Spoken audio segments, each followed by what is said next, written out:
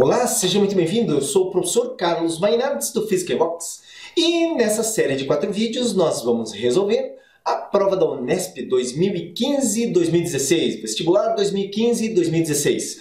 Então, para resolver comigo, quando aparecer no enunciado, dá um pause aí no vídeo, lê o enunciado, interpreta e daí vamos juntos resolver essa prova. E só lembrando, você pode ir no site do Physics Box e lá temos muitas questões online para você resolver também e se preparar, certo? Então, agora vem comigo, vamos ver como é que essa prova de Física 2015-2016 da Unesp.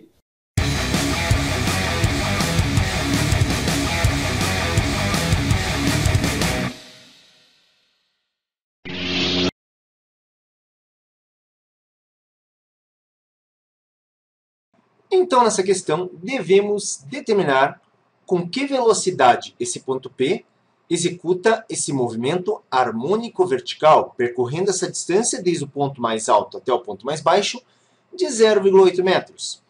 Existe uma informação de que a velocidade com que a onda se propaga pela corda é de 10 metros por segundo.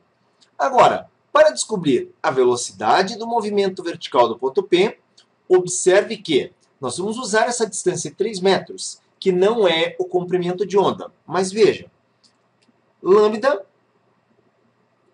é distância de crista até crista. Então, nós temos aqui lambda e aqui distância de crista até vale. Então, mais metade de lambda. Isso é igual a 3. Observe que eu tenho inteiro mais a metade, que é igual a 3. Logo, 2 mais 1 inteiro mais metade é igual a 3.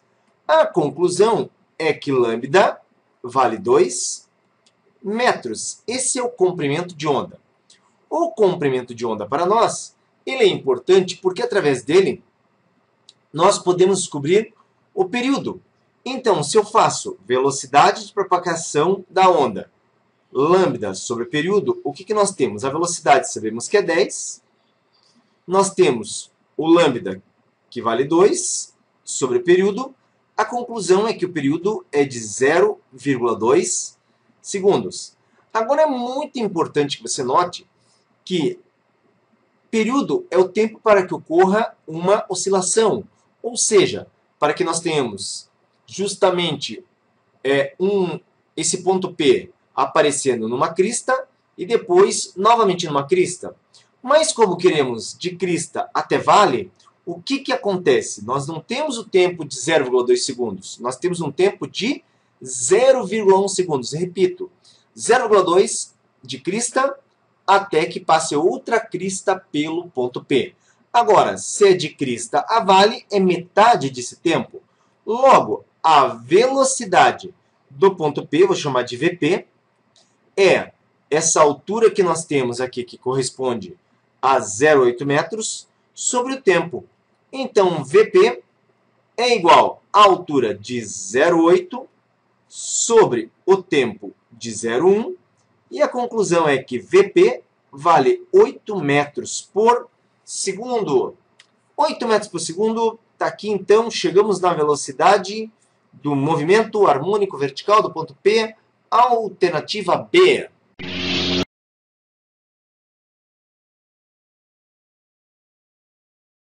Então, você já deve ter visto que essa questão da Unesp faz uma discussão a respeito do consumo de energia elétrica e também o uso de 110, 220. Boa parte do que é pedido nos itens a gente encontra no próprio enunciado e também, é claro, buscando nos conhecimentos de eletrodinâmica, a gente consegue responder isso aí. Então, olha só, me acompanha na análise da primeira alternativa, onde diz: se a resistência elétrica de um condutor é constante em um mesmo intervalo de tempo, as perdas por efeito Joule em um condutor são inversamente proporcionais à corrente que o atravessa.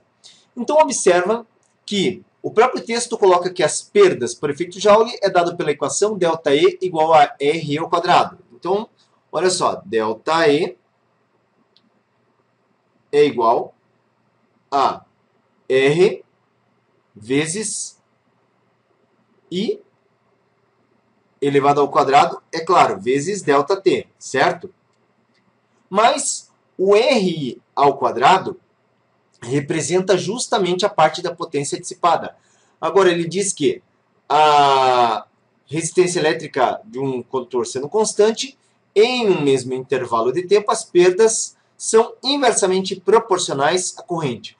Observe que, para ser inversamente proporcional, tinha que estar dividindo por alguma coisa, e aqui está multiplicando, de forma que nós podemos, através dessa equação, observar que ΔE aumenta à medida que a corrente aumenta. Então, é diretamente proporcional, e esse item é falso. No segundo item, aqui diz que é mais econômico usarmos em nossas residências correntes elétricas sob a tensão de 110 do que 220. Mas, observe que, aqui diz, assim, em um aparelho que suporta o dobro da tensão e consome a mesma potência P, a corrente necessária para seu funcionamento será metade. Ou seja, se você tem P, que é igual a U vezes I, a potência aqui, segundo o texto, continua sendo a mesma, mesmo que você dobre a diferença de potencial, tipo 110, 220, aqui é o dobro, a corrente cai pela metade. Nesse caso, observe que na matemática aqui, 2 vai embora com 2, sobra U vezes I igual a U vezes I. Então, vemos aqui que essa alternativa também ela é falsa. No item C, em um mesmo intervalo de tempo, a energia elétrica consumida por um aparelho elétrico varia inversamente com a potência desse aparelho. Mas, observe que energia é igual a V vezes I vezes ΔT, que é o tempo. A conclusão é que V vezes I é a potência. E, nesse caso, observe que também concluímos que quanto maior o valor da potência, maior será o valor da energia, certo?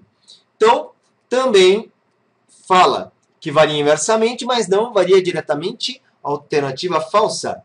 No item D, aqui diz que uma possível unidade de medida para energia elétrica é o kV vezes ampere, que pode, portanto, ser convertida para a unidade correspondente do Sistema Internacional Joule.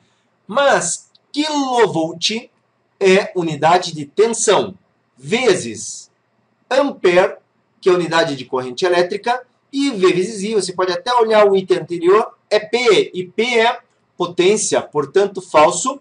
E o último só pode ser verdadeiro, mas vamos ver por que é verdadeiro. Aqui diz, para um valor constante de tensão elétrica, a intensidade de corrente que atravessa o condutor será tanto maior quanto for a área de sua seção transversal.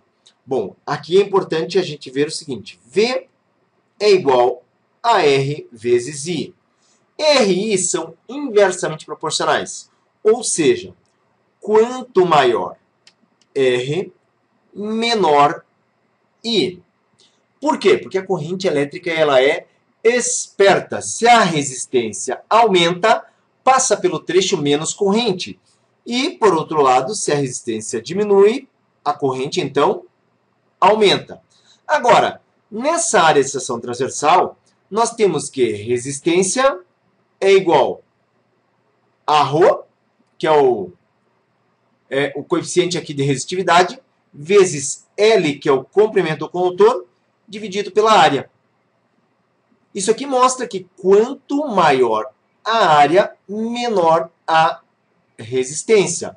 E aqui ele diz, quanto maior for a área, então quanto maior a área, menor é a resistência, grandeza inversamente proporcionais, mas procurando quanto menor a resistência, maior a corrente elétrica. Então tá aqui, ó.